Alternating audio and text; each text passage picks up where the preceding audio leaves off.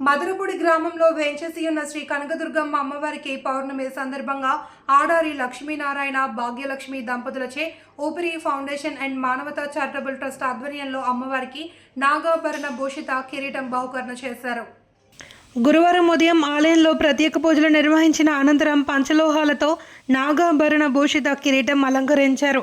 ఈ కార్యక్రమంలో ఆడారి నాగేశ్వరరావు, మద్దెటి నాగేంద్ర, సింహాద్రి సత్యనారాయణ, వానపల్లి శ్రీనివాస్, భీశెట్టి అప్పలరాజు, నుత్తు రామారావు దంపతులు, మధురపూడి గ్రామ ప్రజలు పెద్ద ఎత్తున పాల్గొనడం జరిగింది. భక్తులు పెద్ద ఎత్తున అమ్మవారిని దర్శించుకుని ప్రత్యేక పూజల్లో పాల్గొన్నారు. అనంతరం భక్తులకు ప్రసాద వితరణ చేశారు. ఆలయానికి కిరీటం అందజేసిన సందర్భంగా ఆడారి లక్ష్మీనారాయణ దంపతులకు కమిటీ తరపున కృతజ్ఞతలు తెలిపారు.